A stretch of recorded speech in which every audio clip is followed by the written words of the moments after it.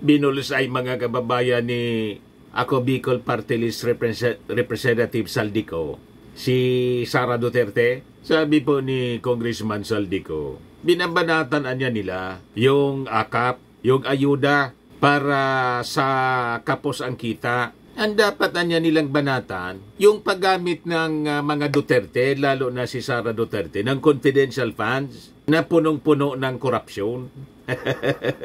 Itong AKAP niya, zero corruption. Yung confidential funds niya, 100% yung korupsyon.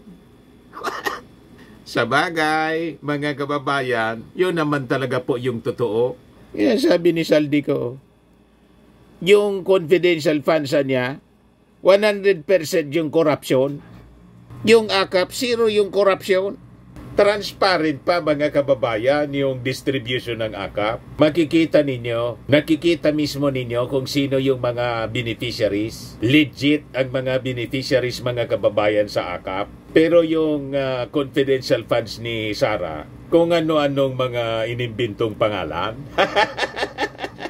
But before ko mga kababayan ibigay sa inyo ang full story ng balitang yan, click subscribe muna dito sa ating YouTube channel and hit the notification bell para lagi po kayong updated sa mga kaganapan dito sa ating bansa. Like and share na rin po ninyo ng ating video. At huwag na rin po ninyo na skip yung ating mga commercial ads para tuloy-tuloy lang ang pag-unlad ng Bagong Pilipinas. At itong ating programa mga kababayan, atid sa inyo nitong ating mga sponsors. Firmax Firming and Lifting Cream. Pinapay po sa mga pulses in affected area. Mainam po ito sa mga pains at paninigas ng mga kaso-kasuan. Ito sa mukha naman yung application, anti-aging, Automax po siya. Ito ay Glow Zero mga kababayan. Whitening po siya. Made in South Korea. Ito naman po, Ningxia Red Mix Fruit Drink. Gawa po siya sa goji berry. May anti-cancer properties po siya. At sa mga nagana po ng malinis and spacious fitness gym, pumunta lang po kayo sa aming Colossal Fitness Gym. May Grab car rental din po kami. At bills payment po sa aming office. At saka sa mga mahilig po sa mga imported bags, manood po kayo sa live selling ni Madam Aileen Rosales sa kanyang Aileen Closet po. Pati mga shoes, ito yung kanya po.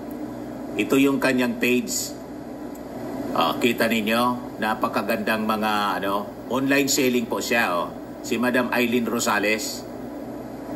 Cellphone number niya po, 773-798-7816. Balikan natin mga kababayan yung banat ni Saldico, congressman po ng Ako Bicol. Siguradong mag-iiyakan na naman ito mga kababayan yung mga DDS. Malamang magpapresko na naman ito si Sara. Di ba? Masaya pag nagpapreskon po si Sara. Mas gusto natin mga kababayan, araw-araw magsalita si Sara Duterte, pati si Digong, para lalong lumubog yung ratings. Di ba? Yung sabi dito sa balita ng Manila Bulletin, House Committee on Appropriations Chairman Ako Bicol Party List Representative Saldico took a swipe at di Dutertes ngayong Huwebes mga kababayan, even as he insisted on the benevolence of the Ayuda para sa Kapos ang Kita Program o AKAP. Target po ng paninira, massive na smear campaign, yung AKAP na pinapakinabangan ng napakaraming mga mamamayang Filipino. Sabi ko nga, huli na nga po tayo dito sa Pilipinas. Pasalamat po tayo na sa administrasyon ng ating Pangulong Bongbong Marcos, pinondohan ng bilyon yung AKAP para magkinabang naman po gumana yung buhay ng mga workers natin na kapos sa kita sa Amerika, sa Switzerland, sa Hong Kong, sa Belgium, kahit nga po sa Japan, sa Canada, sa Britanya. Nauna na sila po na nagbibigay ng katulad ng AKAP. Ang tawag dyan mga kababayan, ang tawag nila Universal Basic Income. Pag ika-isang worker na yung sweldo mo hindi umabot sa dapat na sweldo na minimum na dapat tinatanggap ng mga manggagawa para mabuhay ng disente, sinisubsidize po, sinosubsidize ng gobyerno. And that is given regularly. Dito nga po, isahan lang po.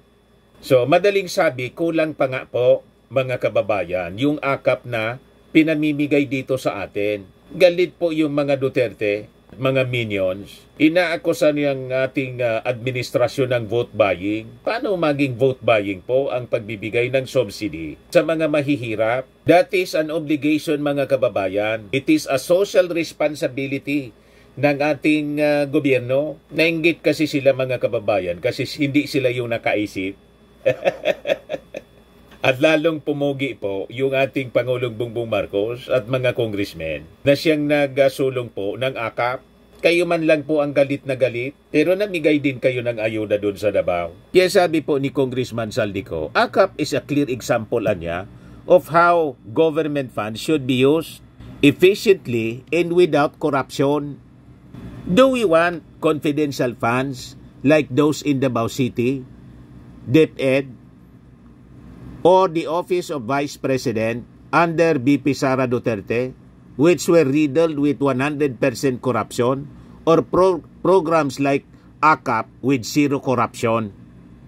Tanong, mga kababayan, ni Congressman Saldico, alin na niya yung gusto ninyo? Yung AKAP na zero corruption o yung confidential funds? Paggamit ng confidential funds ng Vice Presidente sa Davao, sa DepEd at sa Office of the Vice President na 100% yung kurako.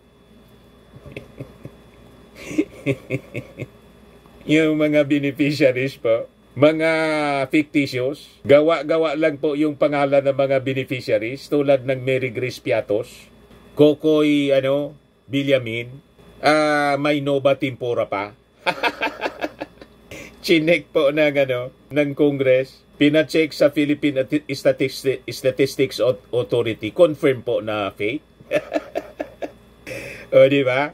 O, ito ngayon ang subject ng impeachment po. 3 kasong impeachment ang nakapending sa Kongreso, kinakarap ni Sara Duterte. So tama po ang sinasabi ni Congressman Saldico. Zero yung corruption po sa AKAP. Totoo ang mga beneficiaries. Talagang natatanggap po nila. At laking tulong sa ating mga workers. At hindi lang po tayo ang gumagawa nito. Ang mga bansa po, kahit na nga po mayayamang bansa tulad ng Amerika, United Kingdom, Canada, Japan, Switzerland, mayroon silang universal basic income na binibigay doon sa mga kapos ang kita. Paanong mali, mga kababayan, ang ating ginagawa na kinopya lang natin ito, mga kababayan, na napakagandang programa para naman po maging fair man ang pamumuhay, mga kababayan, ng mga tao. Yan po. The Universal Basic Income or UBI is the concept of a government program in which every adult citizen receives a set of amount of money regularly. The goals of a basic income system are to alleviate poverty and replace other need-based social programs that potentially require greater bureaucratic involvement. Yan sabi dito sa Chicago Council on Global Affairs, multiple countries have tested a universal basic income. Yan po yung akap dito sa atin. Naintindihan na ninyo, mga ignoramos. Hasta lang kayo daldal ng daldal. Napakaganda ng programa pong ito para malabanan natin po ang kahirapan at yung inflation po. Buti yung mga magaganda po yung sweldo. Yung mga nasa gobyerno. Paano yung mga nasa pribado, mga kababayan? Hindi kaya, yung mga employers nila, hindi kaya na magpasweldo ng tulad ng rate ng nasa gobyerno. Pag ginawa nila yon, baka magsaraman yung kanilang maliliit na negosyo. Tama po? So, we have this government. We have the government na dapat po may obligasyon na isubsidize po. Kaya sabi po ni Saldico, itong akapan niya directly addresses inflation and uplifts the lives of our countrymen, especially the near poor. So sabi dito sa balita, sabi ni Congressman, itong akapan niya had been widely praised for its transparency and impact. It has helped families cope with the challenges of inflation and economic hardship If we can achieve this now, why wasn't it done before? Where did the money go? Napunta ba ito sa confidential funds o sa 27,000 na extrajudicial killings? Yun ang tanong mga kababayan ni Congressman ko, obviously referring to the previous administration of Rodrigo Duterte who led a bloody war on drugs. So alin ang gusto ninyo? Yung pagwaldas ng confidential funds na ibinayad mga kababayan sa mga beneficiaries na non-existent? Binayad sa renta mga kababayan na ang halaga ng safe house 45,000 to 1 million per night.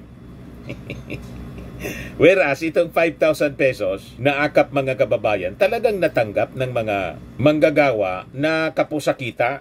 Yes, sabi po ni Saldico, the Filipino people anya deserve justice for those who were wrong. Huwag nating ilihis ang usapan. Criticism without action is noise.